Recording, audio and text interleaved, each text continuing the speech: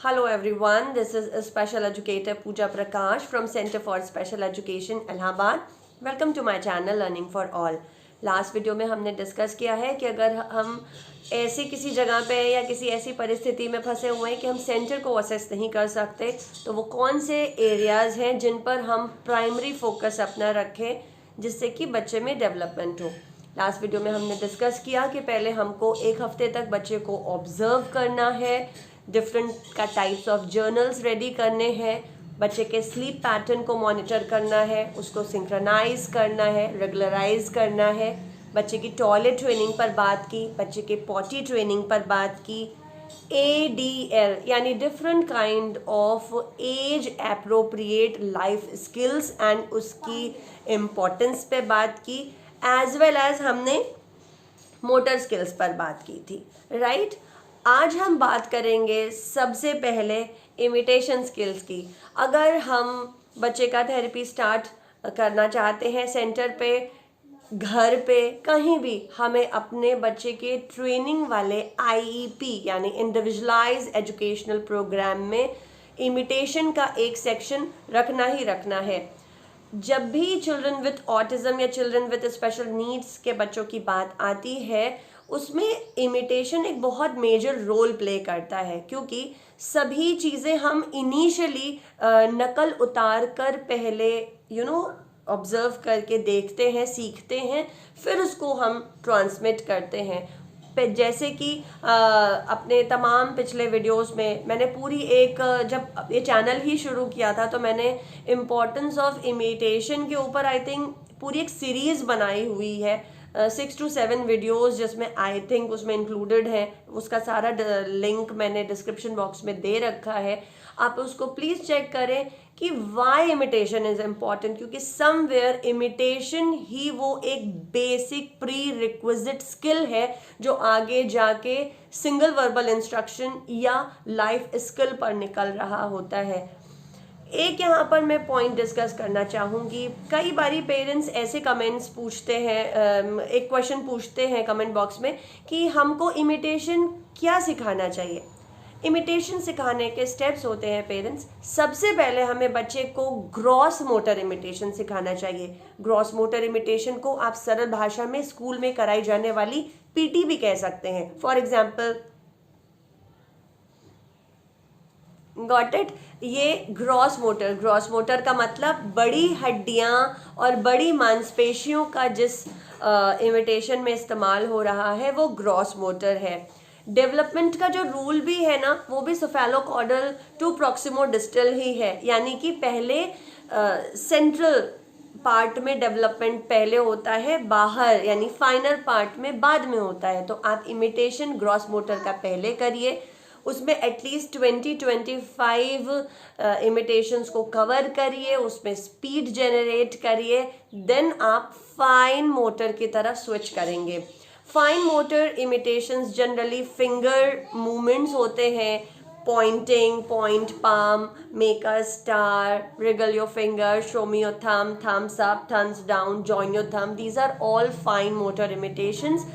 Gross motor imitation के बाद fine motor imitation आता है, और जब फाइन मोटर इमिटेशन बच्चा अच्छे से करने लगता है उसके बाद आता है इमिटेशन विथ ऑब्जेक्ट, यानी कि किसी ऑब्जेक्ट के साथ हम कोई नकल उतार रहे हैं। फॉर एग्जाम्पल, पेन है, पेन के साथ हमने ये अगर इमिटेशन किया और तो हमने किया और बच्चे को हमने कहा डू दिस, तो the child is suppose to copy the same imitation. हमको इस चीज़ का बहुत ध्यान रखना है कि हम पहले बच्चे को ग्रॉस मोटर सिखाएं, उसके बाद फाइन मोटर सिखाएं, उसके बाद हम विद ऑब्जेक्ट पे आएँ, क्योंकि चौथे नंबर का जो इमिटेशन होता है पेरेंट्स की नज़र वहीं होती है, और वो होता है ओरल मोटर इमिटेशन, जो कि कोई भी स्पीच थेरेपिस्ट करता है। स्पीच थेरेपिस्ट हमारे ओरल मोटर पार्ट के इमिटेशंस पे बहुत काम करवाते हैं। टंग मूवमेंट्स, अब अगर हमारे बच्चे को, आप समझिए ये एक सीक्वेंस में लगा हुआ है, आपने बच्चे को ग्रॉस मोटर इमिटेशन नहीं सिखाया, आपने फाइन मोटर भी नहीं सिखाया, आपने विद ऑब्जेक्ट भी नहीं सिखाया, आपने बच्चे को कि बच्चा बोल नहीं रहा है डायरेक्ट बच्चे को स्पीच थेरेपी में बिठा दिया और स्पीच थेरेपिस्ट उसको क्या करा रहा है, oral motor imitation. Oral motor exercises are important to give a lot of stimulation for speech, but I will definitely suggest कि जब बात imitation की आती है तो gross fine with object के बाद ही oral motor imitation sequential form में चौथे पोजीशन पे लगा है. ये गलती आप ना करें. तो आप बच्चों को घर पे इस सीक्वेंस में इमिटेशन सिखाएं. आई होप इमिटेशन का ये सेक्शन आपको समझ में आया होगा. अगला पॉइंट है लैंग्वेज डेवलपमेंट. जब हम बात करते हैं पेरेंट्स की, तो पेरेंट्स का एक बहुत बड़ा मेजर कंसर्न रहता है कि हमारा बच्चा बोलता नहीं है मैम, राइट.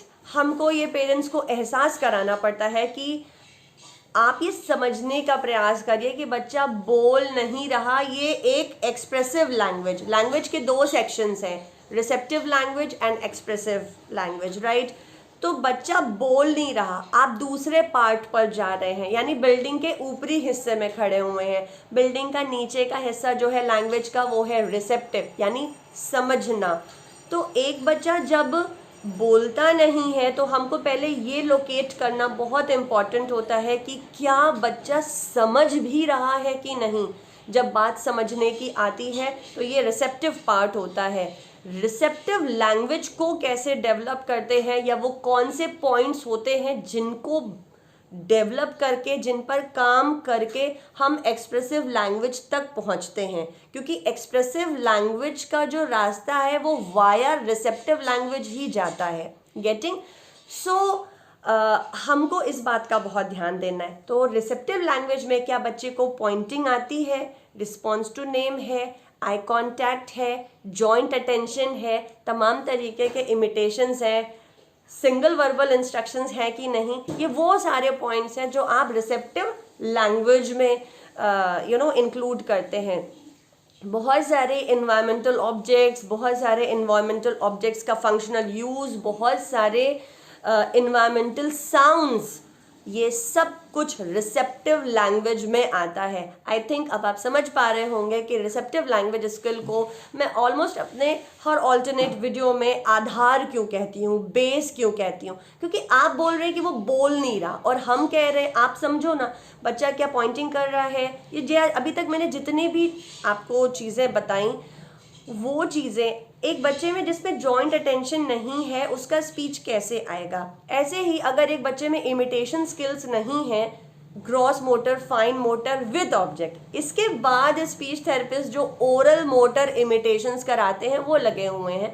तो अगर ये ही बेसिक स्किल्स नहीं डेवलप हैं तो हम कैसे जंग जीतेंगे, जंग नहीं जीत पाएंगे. बहुत इम्पॉर्टेंट है कि हमको सही तरीका पता होना चाहिए कि हम अपने टारगेटेड गोल को अचीव कैसे करें.